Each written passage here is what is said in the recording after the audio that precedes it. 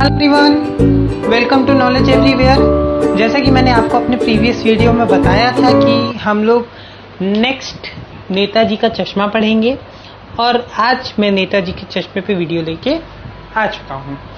Basically Netaji का जो चश्मा चैप्टर है, ये चैप्टर थोड़ा सा आपके लिए इजी है, यानी इसके बाद वाले जो चैप्टर्स हैं थोड़े से टफ हैं। आई will not say they are very much tough, but they are tough. थोड़ा बहुत मतलब आपको थ्योरी करनी, मतलब उसके आपको वर्ड मीनिंग्स वगैरह याद करनी पड़ेंगी, लेकिन नेताजी का जो चश्मा चैप्टर है उसमें आपको इतना कुछ याद करने की ज़रूरत नहीं है। आप एक बार चैप्टर पढ़ेंगे आपको समझ में आ जाएगा। तो पहले इस चैप्टर के रचयिता हैं हमारे स्वयं प्रकाश जी।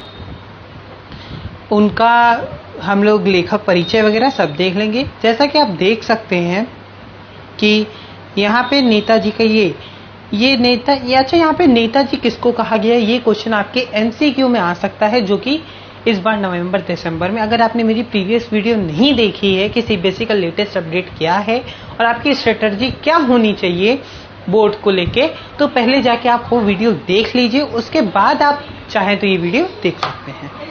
तो हम देख लेते हैं कि नेताजी का जो चश्मा चैप्टर है वो लिखा गया है स्वयं प्रकाश जी के द्वारा। इनका जन्म हुआ था 1947 में इंदौर के मध्य प्रदेश में।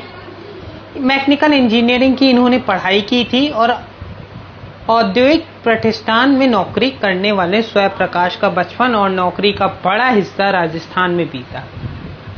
नौकरी का इनका बड़ा हिस्सा यानी इनकी आधी से ज्यादा नौकरी कहाँ भी थी? राजस्थान में भी थी। फिलहाल वे स्वैच्छिक सेवा यानी ये अभी किसी संस्थान से जुड़े हुए भोपाल के बाद भोपाल में रहते हैं और वसुधा संपदान से जुड़े हुए हैं। ये भोपाल में रहते थे और वसुधा संपदान से जुड़े हुए थे। मैं बता दूं कि अगर आपको डेट पूछी जाती है कि इनका डेथ कब हुई थी स्वयं प्रकाश की, तो इनकी डेथ हुई थी 2019 में। I don't know the exact date, but in the study material it means when I will share in this video, you will get the description. In the description box I will mention a link of study material of this chapter, important questions, chapter wise test paper and with along इनका लेखक परिचय भी। वो सारी चीजें आपको कहाँ मिलेंगी? नीचे मिलेंगी। वो आप डिस्क्रिप्शन चेक कर लेंगे। और अगर आपको पूरा स्टडी मटेरियल चाहिए तो आप मेरे टेलीग्राम चैनल को कर लीजिए सब्सक्राइब, क्योंकि आप लोग मेरे टेलीग्राम पे अगर आ जाओगे तो वहाँ डेली का डेली आपको स्टडी मटेरियल मिलता रहेगा। और स्टडी मटेरियल भी ऐसा वैसा नहीं, और वहाँ पे एमसीक्यू की प्रैक्टिस भी होती रहेगी। तो I request if you are, तो आप मेरा टेलीग्राम चैनल ज्वाइन कर सकते हो अगर आप चाहो तो। अगर आप टेलीग्राम चलाते हो तो डिस्क्रिप्शन में दी गई लिंक पे आप मेरा टेलीग्राम चैनल इजीली ज्वाइन कर दोगे। इनके प्रमुख कार्य क्या थे आज हम लोग ये भी जानेंगे। ये कहानी लिखते थे और उपन्यास, ये आप स्क्रीन पे देख सकते थे, यही इनके प्रमुख उपन्यास वगैरह हैं और कहानियां हैं। बाकी इस चैप्टर से रिलेटेड एक एक एमसीक्यू वगैरह आपको सब डिस्क्रिप्शन में विद आंसर मिल जाएगा। उसकी लिंक मैं डिस्क्रिप्शन बॉक्स में दे दूंगा। चलिए हम लोग देखते हैं अपना नेक्स्ट, आगे बढ़ते हैं। तो ये कुछ कठिन शब्द हैं, इसको आप अभी देख लीजिए। जैसे कस्बे का मतलब होता है छोटा सा शहर, या जब भी कोई डिफिकल्ट वर्ड आएगा तो हम लोग ये पेज खोल लेंगे और मैं आपको बताता जाऊंगा। ये बेसिकली चैप्टर जो है नेताजी का चश्मा, यहाँ नेताजी किसको कहा गया है मैंने आपको पहले ही बता दिया। यहाँ नेताजी कहा गया है सुभाष चंद्र बोस जी को। इस चैप्टर में एक नगर पालिका होती है जो एक चौराहे पे नेताजी की मूर्ति बनाती है, स्टैच्यू जिसको कहते हैं। लेकिन जो स्टैच्यू होता है जिसने वो मूर्ति बनाई रहती है, वो गलती से उस पर बाय मिस्टेक या कुछ कह सकते हैं उसने चश्मा नहीं लगाया, और वहां बगल में एक कैप, मतलब तो नेताजी को, हालदार साहब को ये चीज बुरी लगी कि नेताजी की मूर्ति पे चश्मा नहीं है भाई। तो फिर वो देखते थे डेली कि मतलब एक कोई उस मूर्ति पे डेली अलग अलग चश्मे होते थे। तो फिर उन्होंने पान वाले से पूछा कि भाई ये अलग अलग चश्मे कैसे हो सकते हैं? तो उसने बताया कि एक कैप्टन है, वो लंगड़ा है, और मतलब तो उन्होंने पूछा कैप्टन क्या वो सेना में था? तो उसने कहा नहीं, वो बहुत तो हालदार साहब ने ऐसे अंदाजा लगाया कि वो बहुत बड़ा देशभक्त है और वो बिना चश्मे की मूर्ति नहीं देख सकता है सुभाष जी की, तो वो डेली चश्मे लगाता रहता है। और फिर एक दिन उसकी भी मृत्यु हो गई, यानी कैप्टन की भी मृत्यु हो गई। तो हालदार साहब बहुत दुखी हो गए कि अब चश्मा कौन लगाएगा। फिर जब एक दिन वो उसी चौराहे से गुजर रहे थे, उन्होंने ड्राइवर को कहा कि आप गाड़ी मत रोकना यहाँ पे। फिर उन्होंने अचानक से गाड़ी रोकी। क्यों रोकी, क्वेश्चन आता है कि उन्होंने गाड़ी अचानक से क्यों रुकवाई और पहले उन्होंने मना किया था और फिर क्यों अचानक से रुकवाई। तो इसका रीजन ये है कि उन्होंने पहले तो मना किया था, वो बात सही है, लेकिन उन्होंने बाद में गाड़ी इसलिए रुकवाई क्योंकि उन्होंने नेताजी की मूर्ति पे लकड़ी का, यानी आप कह सकते हैं कि जैसे हम लोग धनुष वगैरह नहीं बनाते बचपन में खेलने वाला, तो उसी का लकड़ी का किसी बच्चे ने, कोई देशभक्त था, तो उसने मूर्ति पे चश्मा लगा दिया था। मूर्ति पे चश्मा लगा दिया था। तो हालदार साहब ने सोचा हाँ अभी भी युवाओं, बड़े लोग तो नहीं करते हैं ये काम, लेकिन बच्चों के अंदर देशभक्ति है। तो अब हम लोग इसका सार देख, मैंने आपको सार तो पूरा बता दिया, अब हम लोग लाइन बाय लाइन देखते हैं। लाइन बाय लाइन यानी ये सारी है एक प्रकार का, मैंने इसको बहुत शॉर्ट में बताया है। आप देखते हैं इसमें क्या कहता है। हालदार साहब को हर 15वें दिन कंपनी के काम से एक छोटे कस्बे से गुजरना पड़ता था। कस्बा क्या होता है, छोटा से शहर से गुजरना पड़ता था। उस कस्बे में एक लड़कों का स्कूल, एक लड़कियों का स्कूल था तथा एक नगरपालिका थी। नगरपालिका जिसने स्टेच्यू बनवाया था, यानी मूर्ति बनवाई थी। नगरपालिका नहीं तो आपका वो बनवाया था, ये मेन है नगरपालिका। ऐसा क्वेश्चन आ जाएगा कि किसने बनवाया था, तो नगरपालिका ने बनवाया था। नगरपालिका थी तो कुछ ना कुछ करती रहती थी, कभी सड़कें पक्की करवाना का काम, तो कभी शौचालय, तो कभी कवि सम्मेलन करवा दिया। हाँ भाई, अब नगरपालिका थी, कुछ ना कुछ काम तो करेगी, तो कभी वो सड़क पक्की करवा देती थी, कभी कोई कवि सम्मेलन लिखवा दिया, कभी शौचालय बनवा दिए, तो ऐसे वो काम करती रहती थी नगरपालिका।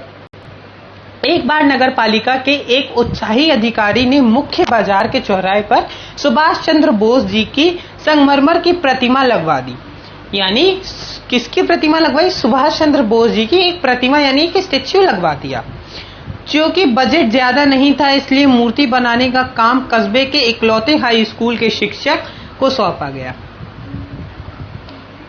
बजट यानी नगर पालिका के पास इतना बजट, इतने पैसे नहीं थे कि वो बहुत किसी आर्टिस्ट से बनवा ले मूर्ति, तो उस मूर्ति का काम किसको सौंपा गया बनाने का, कस्बे के हाई स्कूल के ड्राइंग टीचर को। अच्छा, ड्राइंग टीचर का क्या नाम था, मोतीलाल नाम था।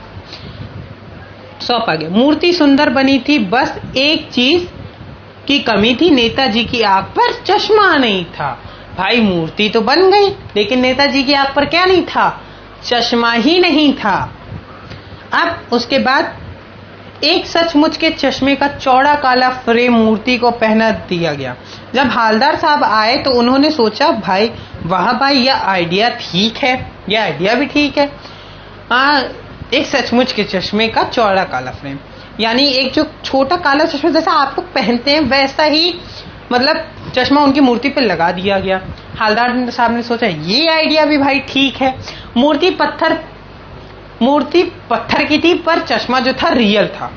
अब भाई मूर्ति पत्थर की, चश्मा रियल, तो हालदार साहब को ये आइडिया भी ठीक ही लगा।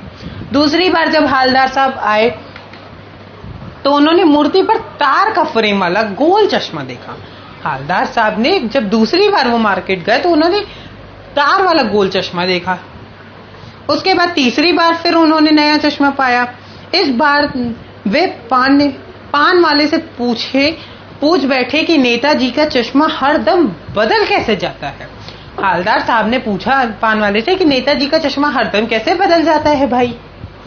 तो पान वाले ने बताया कि यह काम कैप्टन चश्मे वाला करता है।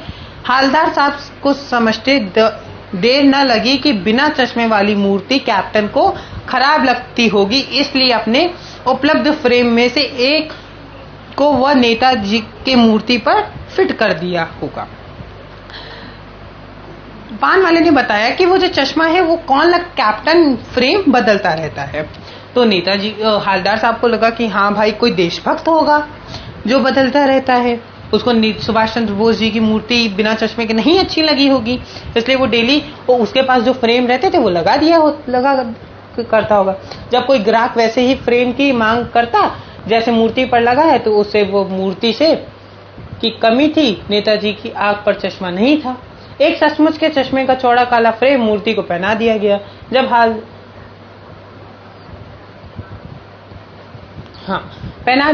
हालदार साहब आए तो उन्होंने सोचा, वाह भाई ये आइडिया भी ठीक है, मूर्ति पत्थर की थी तो उन्हें मूर्ति, एक मिनट, यहां तक हम लोग, पान वाले ने बताया कि मांग करता जैसे मूर्ति पर लगा है तो वह उसे मूर्ति से उतार कर ग्राहक को दे देता था। कैप्टन जो चश्मा मूर्ति पर लगा होता है तो वैसा कोई डिमांड करता था तो वो उतार के दे देता था भाई, उसके बाद दे देता था, फिर नए फ्रेम लगा देता, क्योंकि मूर्ति बनाने वाला मास्टर चश्मा भूल गया था। जो मूर्ति बनाने वाला जो मास्टर था हाई स्कूल का, वो चश्मा लगाना भूल गए थे। तो कैप्टन को, वो देशभक्त था क्योंकि, तो वो डेली चश्मा बदल दिया करता था। यही एक शॉर्ट स्टोरी है। इसमें खैर मृत्यु वाला एक पीपीटी मिस हो गई है इसमें से, बट मैंने आपको बता दिया है ऑलरेडी कि इसमें जो था कि एक मूर्ति, यानी एक इसके बाद क्या होता है कि कैप्टन मर जाता है, तो फिर एक, जैसा कि मैंने बताया कि एक बच्चा कोई लकड़ी का, तार का चश्मा उस पर लगा देता है, तो हालदार साहब को लगता है कि हाँ अभी भी किसी के अंदर देशभक्ति जागृत है। अच्छा, ये चैप्टर हमें मॉरल क्या देता है कि हम धीरे धीरे अपनी देशभक्ति को भूल रहे हैं। ये चैप्टर हमें देशभक्ति को जगाने की प्रेरणा देता है। इस चैप्टर में बेसिकली देशभक्ति की ही बात की गई है, तो इस चैप्टर में देशभक्ति को उजागर किया गया है। तो मैं इसी के साथ अपनी वाणी को विराम देता हूं, और नेक्स्ट में हम लोग इसके क्वेश्चन आंसर डिस्कस कर लेंगे, और इसके नेक्स्ट वीडियो में we will go through the letter writing वगैरह, यानी पत्र, निबंध, इन सब के हम लोग राइटिंग पे आ जाएंगे। तो थैंक यू। अगर आपने मेरे चैनल को अभी तक सब्सक्राइब नहीं किया है तो प्लीज मेरे चैनल को सब्सक्राइब कर दीजिए। अगर आप नए हैं और आपको ऐसे ही मोर अपडेट्स चाहिए तो मुझे मेरे इंस्टाग्राम और टेलीग्राम पे भी फॉलो कर सकते हैं आप। थैंक यू और बाय बाय, मिलते हैं नेक्स्ट टाइम पे। That's all for the day.